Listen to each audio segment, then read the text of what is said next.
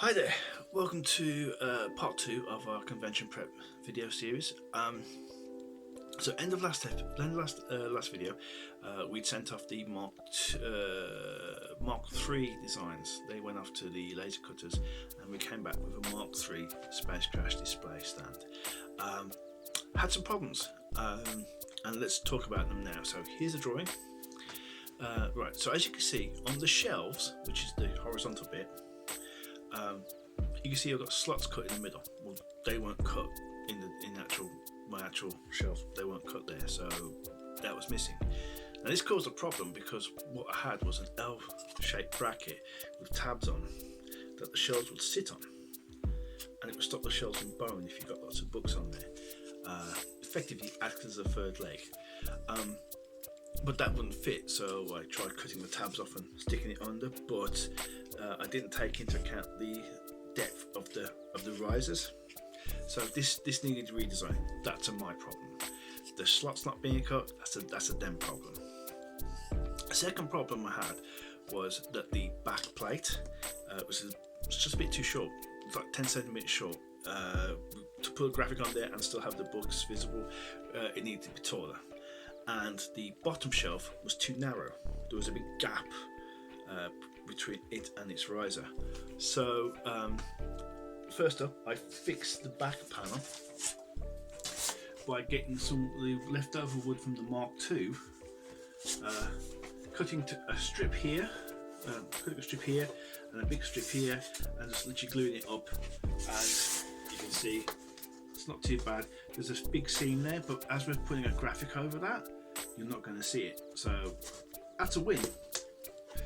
Tried to do the same thing for that shelf. That was too narrow, and I cut the piece of wood and I put the mounting strip on there. But then, like an idiot, put it on the wrong side.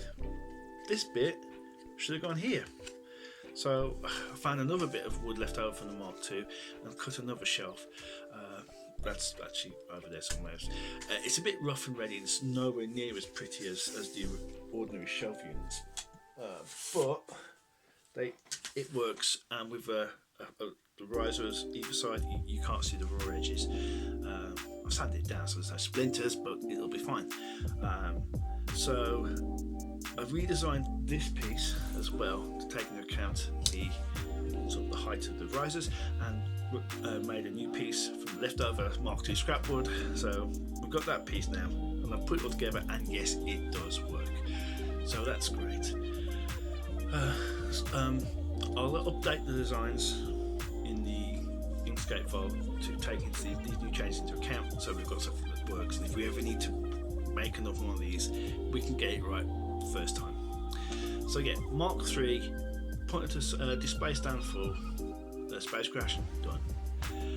We've drilled the holes. The holes are drilled for the electronics, and the holes are measured from the graphic. So we've got the graphic that's going to go across the top there. We've actually measured the XY positions of every single LED and just drilled them. So that's ready to go. So let's talk about adding the electronics, shall we? So first up, what you're seeing here is the electronics for the mini comic display stand. It works really well. It's looking really good. And so let's show you. This is it. This is the mini comic display stand graphic. You've got a cable at the back, which you drill a hole for the back board. You put that through, and then you plug it into this circuit board here, which has got a controller and some cabling on there, and this just gets secured to the other side of the backboard with some double-sided tape. We've got some power into it, and it just works. So that's great. And doing something similar, we'll be doing something similar for the Space Crash point of sale display, using this. This is still populated on the breadboard that I've developed it on. This is an AT Tiny 85, and I don't know if you can see that tiny chip there. That tiny chip there, that's the actual microcontroller. That's running code that makes the LEDs here just flash randomly. So, yeah, we'll talk about microcontrollers later. Right, so we've got a display stand done. We need to get some. Next up, we need the graphics. Well, we've done the graphics. Let's have a look at them, shall we? Okay, so here's the graphics in GIMP, and here's the problem. The width of the display stand is 50 centimeters, and the biggest I can print onto feasibly is A3, which is about 48 centimeters. But let's not forget that most printers don't go right at the edge of the page, so we're probably talking more like 46 or maybe 45 centimeters. So I've got to make 5 centimeters up from somewhere. So what I've done is I took the last right edge of the graphic, I flipped it 90 degrees, and we can print it there across the top there. So when I get this printed, all I got to do is cut out the two pieces, butt them up side by side, use a light box to align them up, butt them up side by side, stick them to the artwork, and it should just work seamlessly. We'll give it a blast of clear coat to sort of hide any kind of seams. There shouldn't be much there, and then that's ready to go. Okay, so that's the display stand is pretty much done then. So if you remember from our original video, our design also had a banner. Well, I've sourced the banner and I've made a banner. So let's have a look at the banner now, shall we? Okay, so this is our banner design. So for this to work, what I've done is I've taken a lot of the original assets from the front cover of Space Crash issue 1, and we've repurposed it both to make the display stand and also to make this banner. The problem is the banner is really big, so scaling up the artwork has made the inks kind of fuzzy. So I went back through my archives, I found the inked pages, the ink cover artwork, and this time instead of scanning it in at 300 dots per inch, which is fine for normal print work, I scanned it in at 1200 dots per inch, which is the maximum my scanner can take, and put the two pieces of artwork together because it was originally a front cover and back cover. So we butted the artwork back up together, realigned everything, got rid of all the unnecessary details. So we've got a nice ship, aligned it over the old inks. So we've got new inks, old flats and colours and shading on a massive banner. It looks pretty good, and look, it'll be a good first banner, you know. So some thoughts. Iterative design worked really well in terms of, you know, finding a problem, making a solution. However, getting it laser print, laser cut every time is an expensive way to test a theory. With hindsight, I probably should have got something like mount board and roughed up designs on that. So yeah, in the future, if I remember having to build something that's going to be 3mm laser cut plywood, then yes, I'll probably do that. I'll probably rough up my design first on mount board.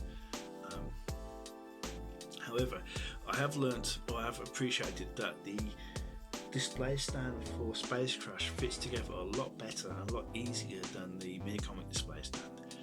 In future, I might adapt the design so that it's more slots as opposed to tabs. They seem to work better. I've learnt that if you're having slots, or even tabs for that matter, having them slightly bigger than the thickness of the wood that you're cutting is a good thing. If it's a little bit loose, you can always pad the tab out with like some masking tape or something. So there's options there. I've learnt that the ESP32 is something of a revelation. This is a computer effectively that will run custom code, and you can run it off a watch battery, and if you have it sleep long enough at regular intervals, you can have this thing run off a battery for years. I'm just like trying to think of things I can use it for, you know. I mean, it's not the first time I've used the ESP32. I've done something else with the ESP32s, but it's the first time I've really delved into sort of constructing code for it, which was crazy, and actually created a piece of hardware for this to run on. Yeah, the AT-Tiny85 as well. That's something of something else. It's so tiny, and it can. I mean, it's running code just flashing half a dozen LEDs on and off. But part of me is thinking, I wonder if I can get that to run on pixel strips. That could be a game changer as well. The downside of using these is these are designed to sleep Well, a lot of people, when they use these sort of controllers, they will let them sleep for an hour or maybe a day. Activate at a certain time, perform a function, record the data that's coming in, put that data somewhere, and then go back to sleep. Which is why these things can run for years on a battery. Whereas this is constantly, on my code, these things are constantly sending data to pins, so it can't sleep, which has been a problem with power consumption. But luckily, we managed to solve that problem. So all my Google tasks can be ticked off probably by the end of this time next week. So we're talking by the beginning of October, we'll be ready for the convention at the end of October. We've got all the infrastructure in place that we built on from meanwhile, and I'm hoping we're going to have a great convention. And if you are in Nottingham on the Saturday, come round, say hi. It's going to be great. I'm sure it's going to be wicked. So yeah. Anyway, thanks for watching. Next video is probably going to be a space crash related video. Issue 5, the final issue. We're on penciling page 24 at the moment, so yeah, it's 36 pages. There's 12 pages left. I want to get them all linked and ready for tones by at least, I would say, halfway through October. I think that'd be nice.